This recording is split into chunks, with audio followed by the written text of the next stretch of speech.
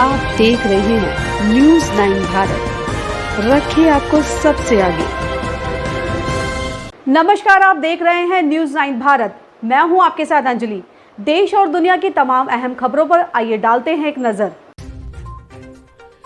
बरहज देवरिया में शुक्रवार को बरहज विधानसभा 342 के अंतर्गत ग्राम सभा भुलाईपुर में ग्रामीणों द्वारा ये बताया गया कि सरकार के द्वारा तमाम योजनाएं दी जाती हैं, लेकिन वो सिर्फ कागजों में सिमट कर रह जाता है। ग्रामीण जितेंद्र यादव द्वारा प्रदेश की योगी सरकार पर निशाना साधते हुए ये बताया गया कि सरकार के द्वारा योजना तो ग्रामीण स्तर तक पहुंचाने की बात कही जाती है, लेकिन वह योजना सिर्फ सरकारी दस्तावेज में सिमट कर रह जाता है, जिसका जीता जागता उदाहरण यहाँ के आवारा पशु हैं। आवारा पशुओं के लिए सरकार के द्वारा गौशाला केंद्र खोले गए हैं, किंतु आज हम लोगों की फसल आवारा पशुओं के चलते बर्बाद होती जा रही है, जिसकी सूचना देने के बावजूद भी कोई अधिकारी और कर्मचारी हम लोगों की इस दुर्दशा को देखने तक नहीं आते।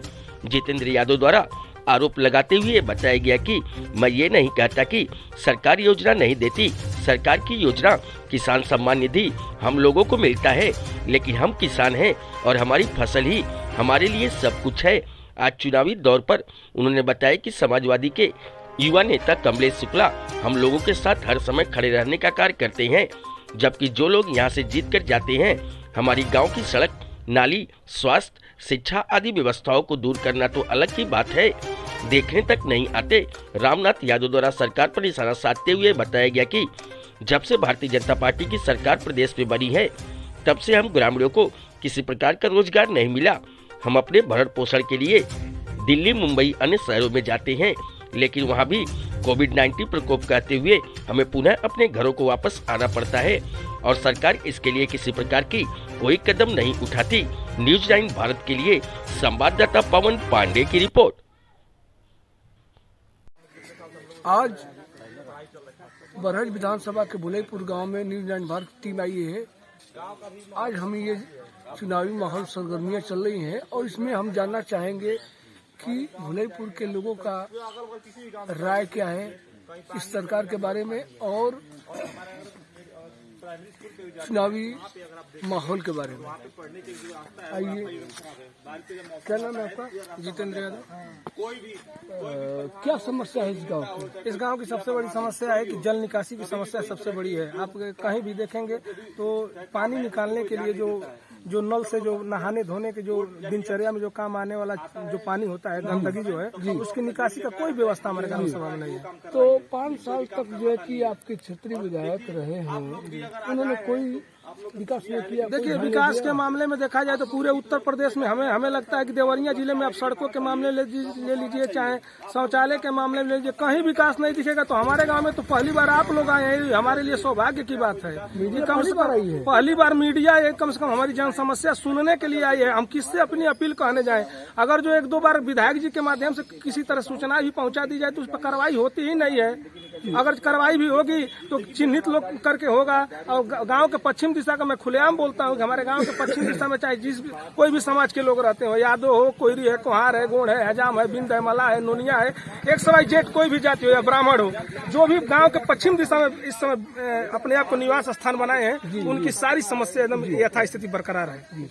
आप कुछ कहना चाहेंगे? हाँ, क्यों नहीं कहना चाहेंगे भाई कि जब से बीजेपी आई है तब से देहात। लेकिन बीजेपी तो कहती है कि हमने विकास किया है। विकास किया है, जहाँ किया है कहाँ किया है? हमारे यहाँ कोई देहात में दिखाइए कोई बीजेपी जो है विकास किया है। क्या नाम है आपका? रामनाथ यादव। अच्छा, गांव की राय क्या है? गांव की राय है कि भाई सरकार कुछ कर नहीं रही है देहात के लिए। तो क्या चाहते हैं? मैं चाहते हैं भाई सरकार को बदले। मैं चाहते हैं कि भाई फिर बदले। हम अपने योगी सरकार ने तो राशन भी दिया, तो राशन दे दिया। 5 किलो राशन में जो है कि पूरा महीना खत्म हो जाता।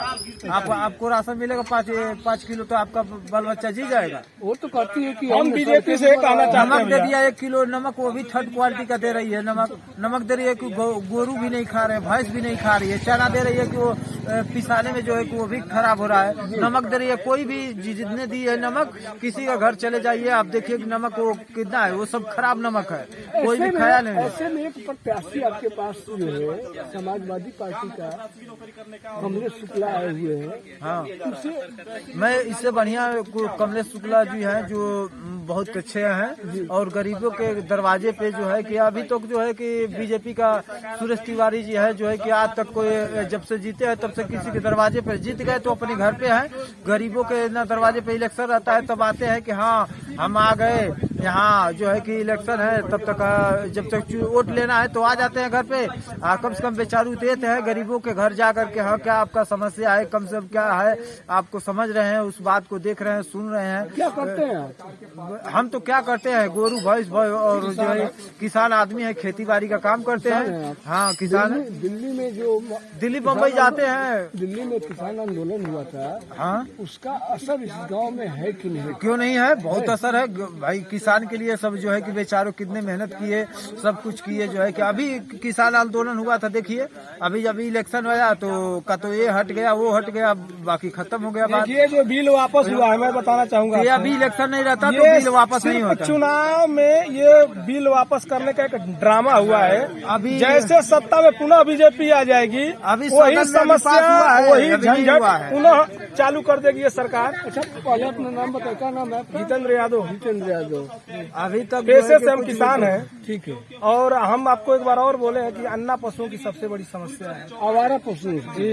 और मैं पूछना चाहता हूँ, हर चीज महंगाई है जो है, मैं पूछना चाहता हूँ, गैस सिलेंडर है, मैं पूछना चाहता हूँ कि ये जो बड़े बड़े जो पोस्टर लग रहे हैं कि काम दमदार, नाम दमदार का, मैं पूछना चाहता हूँ सबसे दुमदारों के लिए क्या करेंगे? जो सड़कों पे घूम रहे हैं, तमाम लोग जख्मी भी हो जा रहे हैं। किसान की सबसे बड़ी समस्या, एक बेटा उसका खेत में है और एक बेटा पेट की व्यवस्था में लगा है कि कैसे रोजी रोजगार आएगा, रोजी रोजगार नहीं है। सरकार तो कहती है कि हमने रोजगार भी दिया है, ये सरकार बेरोजगारी दिया है, रोजगार नहीं दिया, आप उठा के देख लीजिए।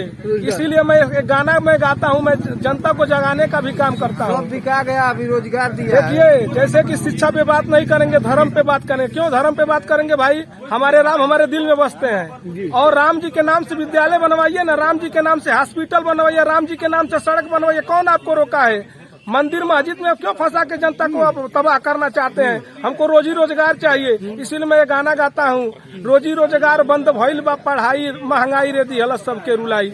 ये महंगाई पूरी तरह से तबाह करके रख दिया। हमको ये चाहते हैं कि यदि आ रहा है जो भी है, मतलब सरकार आ रही है तो हम लोग को देहात में आके उसके लिए समझे और बूझे। हमारे देहात में यदि कोई भी नेता जब इलेक्शन आ जाएगा तो 4 दिन आएगा, उसके बाद से पता चलेगा। ठीक है।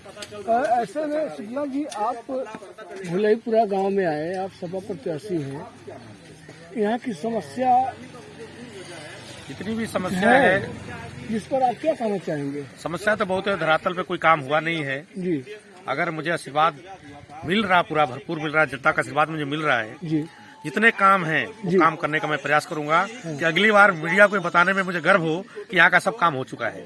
यहाँ की गांव की जनता तो कह रही कि मीडिया बहुत मतलब देखा नहीं था, आज देखा है मीडिया को। सत्य बात है, हमारे गांव के लोग देखे नहीं थे, ग्रामीण के लोग, क्योंकि कोई आता नहीं है जी, तो इसीलिए लोग, गांव के लोग सत्य बोल रहे हैं। धरातल पे मीडिया आती नहीं है और आप लोग आए, इसलिए हम आपको धन्यवाद देते हैं कि गाँव के लोग, जनता अपनी बात उठा पा रही है। बताइए, और सरकार की नीतियों के बारे में कम से कम शब्दों में आप बताइए।